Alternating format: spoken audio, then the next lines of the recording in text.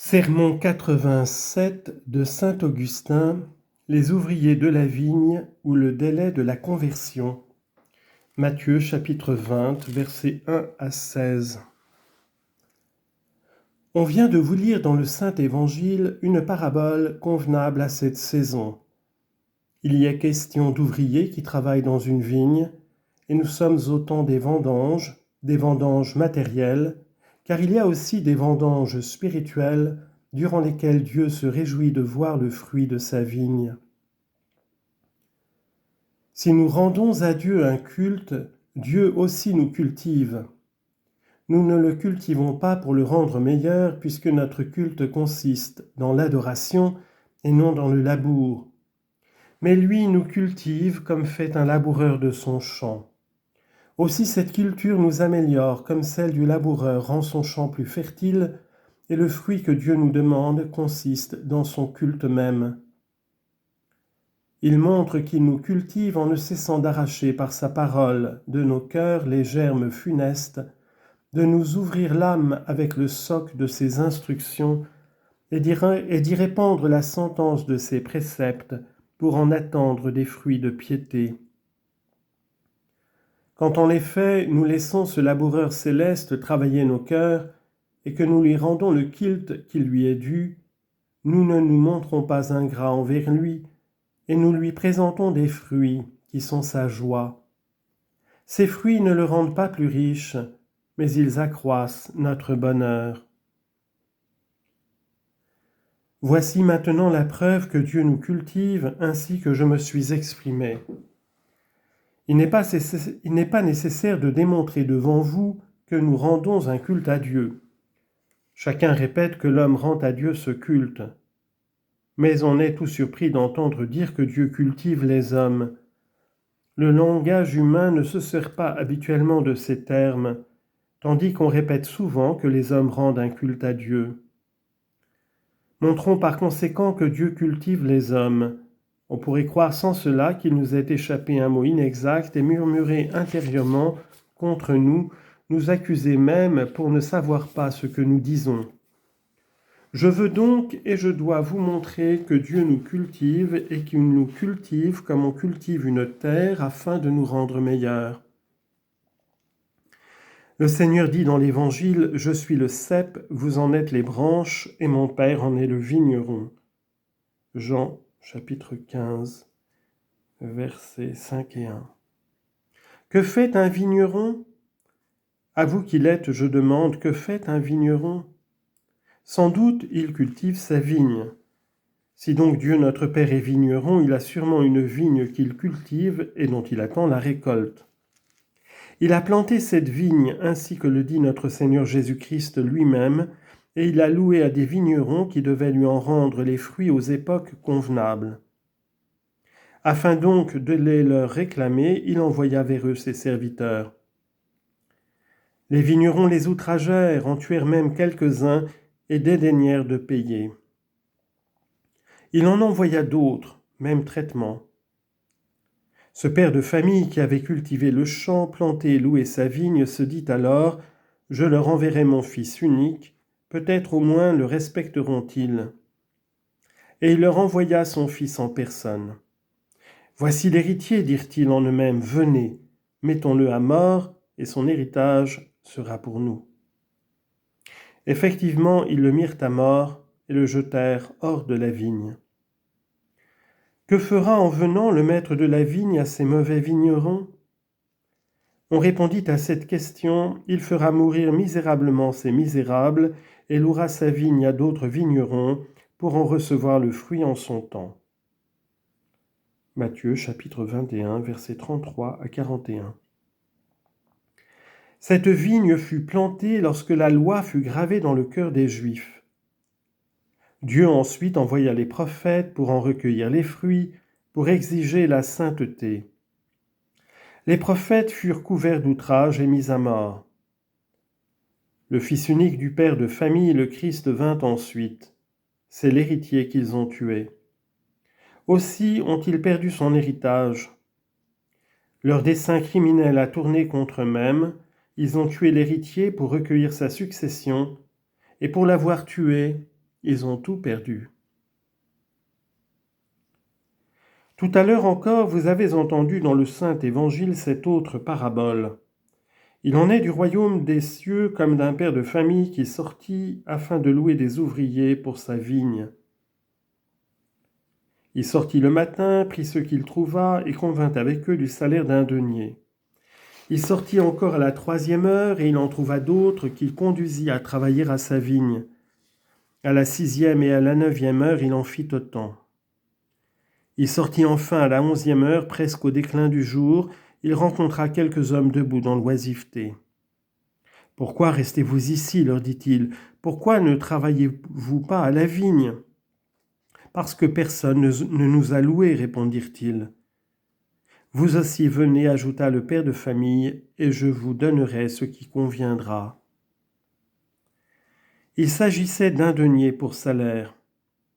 Mais comment ces derniers, qui ne devaient travailler qu'1 heure, auraient-ils osé l'espérer ?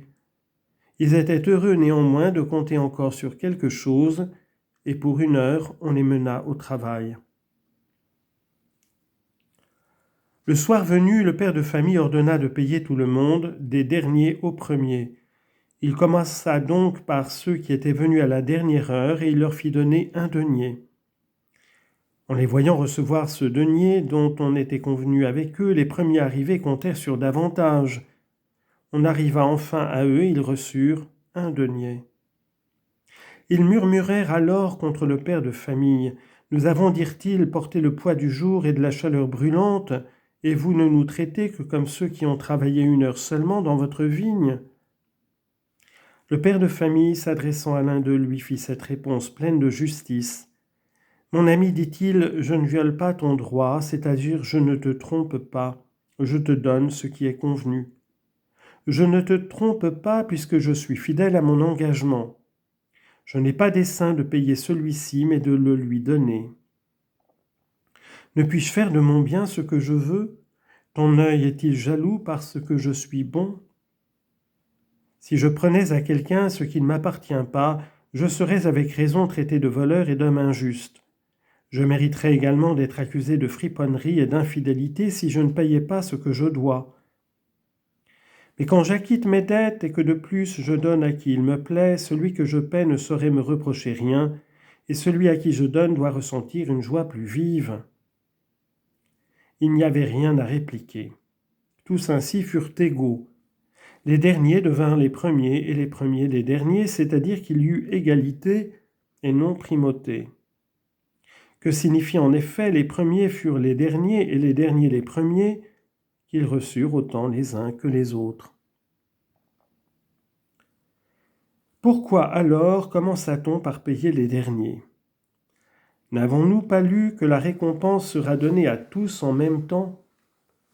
Car d'après un autre passage de l'Évangile que nous avons lu aussi, le Sauveur dira à tous ceux qui seront placés à sa droite, « Venez les bénis de mon Père, recevez le royaume qui vous a été préparé dès l'origine du monde. » Matthieu 25, 34.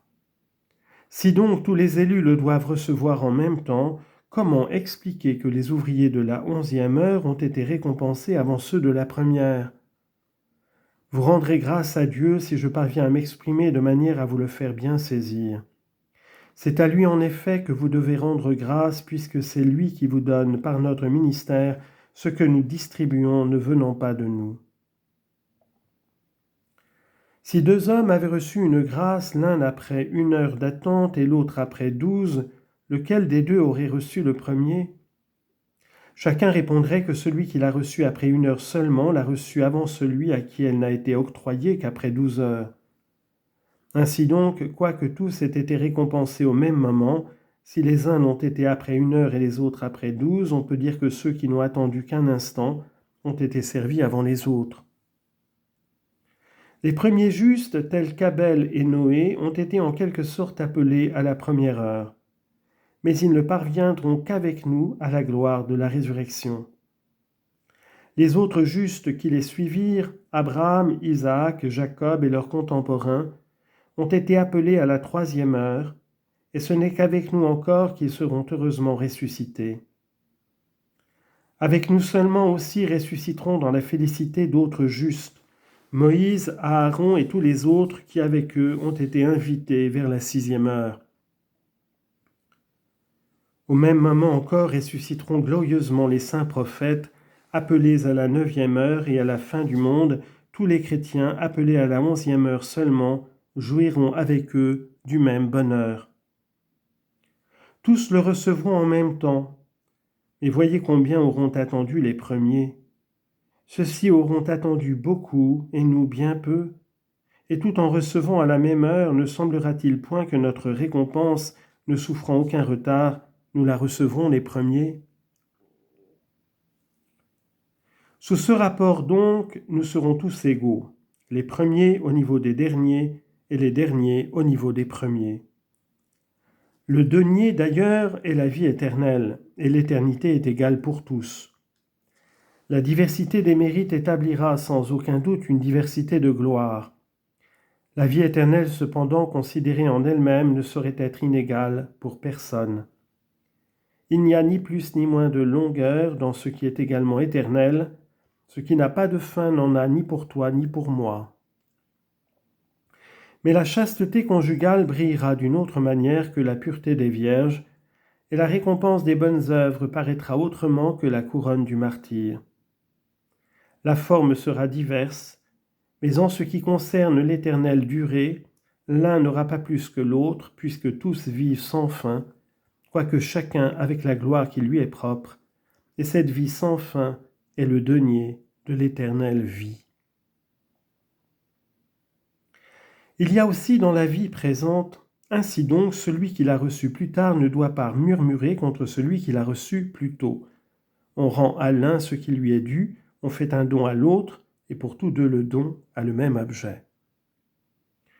Il y a aussi dans la vie présente quelque chose d'analogue et sans préjudice à l'interprétation qui nous montre Abel et ses contemporains appelés à la 1e heure, Abraham et les siens appelés à la 3e, à la 6e Moïse, Aaron et les autres justes de cette époque, à la 9e les prophètes et les justes de ce temps, à la 11e, c'est-à-dire à la dernière époque du monde, tous les chrétiens. Sans préjudice donc à cette interprétation, la même parabole peut s'appliquer aussi à notre vie actuelle. À la 1e heure paraissent appelés ceux qui deviennent chrétiens au sortir du sein maternel, les enfants à la 3e, à la 6e les jeunes gens. Ceux qui ont passé l'âge mûr à la 9e et à la 11e seulement les vieillards entièrement épuisés, tous néanmoins recevront le même denier de la vie éternelle. Mais observez et comprenez, mes frères, que personne ne doit différer de se rendre à la vigne sous prétexte qu'à quelque moment qu'il y vienne, il est sûr de recevoir ce denier mystérieux. Il est sûr que ce denier lui est offert, mais lui ordonne-t-on aujourd'hui, mais lui ordonne-t-on d'ajourner? Quand le père de famille sortait pour chercher des ouvriers, est-ce que ceux-ci différèrent? Ceux qu'il appela à la 3e heure, par exemple, lui répondirent « Attendez, nous n'irons qu'à la 6e ». Ceux qu'il trouva à la 6e lui dirent-ils « Nous irons à la 9e ». Et ceux de la 9e reprirent-ils « À la 11e seulement nous irons ».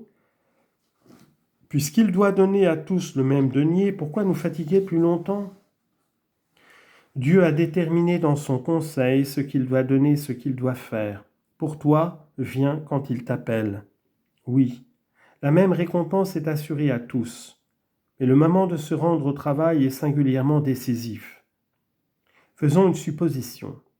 On appelle à la 6e heure ces jeunes gens dont l'ardeur est aussi bouillante que la chaleur du milieu du jour. S'ils répondaient « Attendez », l'Évangile nous apprend que tous nous recevrons une même récompense. Nous irons donc à la 11e heure quand nous serons parvenus à la vieillesse. Pourquoi tant travailler puisqu'il n'est pas question de recevoir davantage? On leur dirait sans aucun doute, tu refuses le travail sans savoir si tu arriveras à la vieillesse. On t'appelle à la 6e heure, viens. Le père de famille t'a promis le denier lors même que tu ne viendrais qu'à la 11e heure, mais personne ne t'a assuré que tu vivrais une heure encore. Je ne dis pas que tu vivrais jusqu'à 11 heures, mais jusqu'à 7. Et sûr de la récompense, mais incertain de la vie, tu remets à plus tard l'invitation qui t'est faite. Ah, prends garde de perdre en différant ainsi ce que t'assure la divine promesse. On peut parler ainsi soit à la première enfance appelée la première heure, soit à la seconde invitée, à la troisième, soit à la jeunesse qui a toute la chaleur de la sixième. À l'extrême vieillesse, on peut donc dire avec bien plus de raison encore, il est 11 heures et tu restes dans l'oisiveté et tu hésites de venir. Le père de famille ne serait-il pas sorti pour t'inviter? Mais s'il n'est pas sorti, comment parlons-nous? Car nous sommes les serviteurs de la maison, et c'est pour nous qu'il envoie chercher des ouvriers. Pourquoi rester là? Tu es au terme de tes ans, hâte-toi de mériter le denier. En effet, le père de famille sort quand il se fait connaître. N'est-il pas vrai que celui qui reste dans sa demeure n'est pas vu de ceux qui sont dehors, et que ceux-ci le voient quand il en sort? Ainsi le Christ semble rester dans son sanctuaire lorsqu'on ne le connaît pas, mais il le quitte pour louer des ouvriers lorsqu'on commence à le connaître, puisqu'il passe en quelque sorte du connu à l'inconnu. Or il est connu maintenant, on le prêche partout, et tout sous le ciel publie sa gloire. Il fut pour les Juifs un objet de dérision et de blâme. On le vit au milieu d'eux, humble et couvert de mépris. Il cachait alors sa majesté et montrait la faiblesse humaine. Et l'on outrageait ce que l'on voyait sans connaître ce qu'il tenait dans le mystère. S'il l'avait connu, il n'aurait point crucifié le Seigneur de la gloire. 1 Corinthiens 2, 8. Aujourd'hui qu'il trône au ciel, peut-on le dédaigner comme s'il fût dédaigné quand il était suspendu à une croix? Ses bourreaux secouaient la tête et debout devant la croix, allant à lui comme aux fruits qui avaient attaché leur cruauté barbare, ils lui disaient pour l'outrager, « S'il est le Fils de Dieu, qu'il descende de la croix, il a sauvé les autres et il ne peut se sauver lui-même. Qu'il descende de la croix et nous croirons en lui. » Matthieu 27, versets 39 à 43. Il n'en descendait point parce qu'il restait caché. S'il put sortir vivant du sépulcre, il pouvait bien plus facilement descendre de la croix. Et pour notre instruction, il souffrait avec patience, ajournait l'exercice de sa puissance, et il resta méconnu. C'est qu'alors il ne sortait point pour louer des ouvriers, il ne sortait point, ne se manifestait point. 3 jours après, il ressuscita. Se montra à ses disciples, monta au ciel, et le 50e jour après sa résurrection, le 10e qui suivit son ascension, il envoya l'Esprit Saint. Dans un seul cénacle se trouvaient réunies 120 personnes. L'Esprit Saint les remplit toutes. Actes 1, 15. Et comblés de ces dons, ces hommes se mirent à parler les langues de tous les peuples. C'était l'invitation qui se faisait, le père de famille qui allait chercher des ouvriers. Tous alors commencèrent à connaître la puissance de la vérité. On voyait un seul et même homme parler toutes les langues, et aujourd'hui encore l'unité qui fait de l'Église comme un seul homme les parle toutes. En quelle langue ne s'exprime pas la religion chrétienne?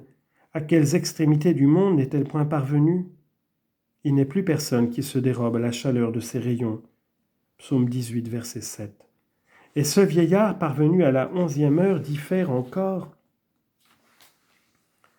C'est donc une chose évidente, mes frères, et entièrement indubitable. Croyez-la, soyez-en bien sûrs. Lorsque, renonçant à une vie inutile ou profondément corrompue, un homme se convertit à la foi chrétienne, Jésus-Christ, notre Dieu, lui remet tous ses anciens péchés, et effaçant en quelque sorte toutes ses dettes, il fait avec lui comme table rase. Tout lui est pardonné. Et personne ne doit craindre qu'il reste quoi que ce soit sans l'être. Mais aussi, personne ne doit se laisser aller à une sécurité funeste. Une espérance téméraire tue l'âme aussi bien que le désespoir. Un mot sur ces 2 vices. Comme une saine et légitime espérance contribue au salut, ainsi nous abuse une espérance déréglée. Comprenez d'abord comment on est victime du désespoir.